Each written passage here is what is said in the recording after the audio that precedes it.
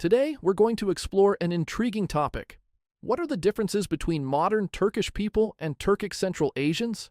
Sure, we all know that both groups share a linguistic and cultural connection, but how similar or different are they when we dig deeper? Stay tuned, because we're about to uncover a lot more than you might expect. To begin, let's start with a quick primer. The term Turkic refers to a massive language family spoken by a vast range of people spread across continents. From the steppes of Central Asia to the Mediterranean and beyond, Turkic languages unite groups from different regions with shared linguistic roots. But within this larger family, there are clear distinctions in terms of culture, genetics, and identity. The story of the Turkic people begins in Northeast Asia, in areas that are now part of modern-day Siberia. These early Turkic-speaking tribes, mostly nomadic, gradually migrated westward, forming empires and influencing vast regions along the way. By the time they reached Central Asia, the Turkic peoples had already begun to blend with the indigenous populations, including various Indo-European, Iranian, and Mongol groups. By the 8th century, Turkic tribes had reached Central Asia, a region historically dominated by Indo-Iranian peoples. Here, the Turkic-speaking populations began to grow, establishing dominance in the region. Over time, these Turkic groups, the ancestors of modern Uzbeks, Kazakhs, Kyrgyz, Turkmen, blended with the indigenous people, creating a unique cultural and genetic mosaic. But the Turkic migration wasn't just a smooth settlement, it was also a history of conquest and empire. The Mongol Empire, under Genghis Khan, brought about one of the most massive population upheavals in history.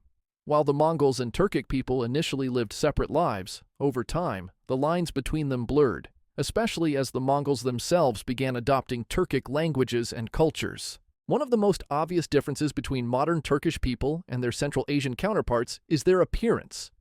Central Asian Turkic peoples, like the Kazakhs, Kyrgyz, Uzbeks, and Turkmen, often display a wide range of physical traits. Due to centuries of intermarriage between East Asian, Iranian, and Slavic populations, Central Asians can have features ranging from East Asian-like almond eyes to more European or Middle Eastern characteristics. The genetic makeup of Central Asian Turks is a fascinating mix. On average, they are about 55% East Asian and 45% Western Eurasian, which means they are a genetic blend of indigenous Central Asian populations, Russian Slavs, and Persian Iranians. This gives rise to their diverse phenotypes, which can range from individuals who look distinctly East Asian to those who could easily pass for European. Now, let's talk about the modern Turks, those who hail from Anatolia or modern-day Turkey. Unlike the Turkic peoples of Central Asia, Turkish people are the result of a very different historical journey. The Turks who moved into Anatolia around the 11th century were primarily Seljuk Turks, who brought with them their Turkic language and culture. However, their influence was just one part of the story. The Seljuk Turks became a minority in Anatolia over time, as they assimilated with the local Indo-European speaking population, which was predominantly Greek, Armenian, and later Arab. The Ottoman Empire, which lasted from the 14th century until its dissolution after World War I, played a major role in shaping the identity of modern Turks.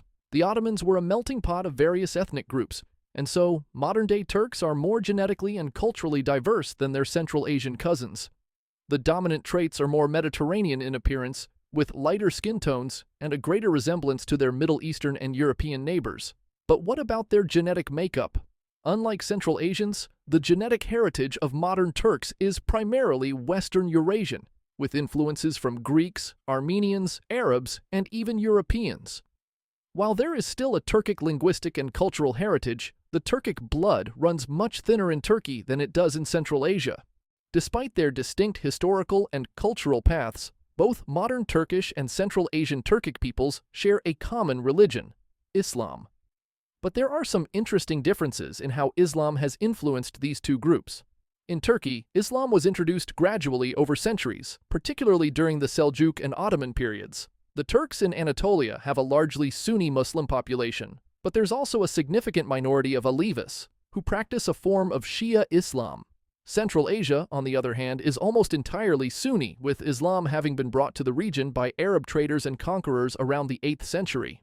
The spread of Islam was closely tied to the establishment of powerful Turkic empires like the Timurid Empire and the Khanate of Bukhara. Another area where these two groups differ is in their language and culture.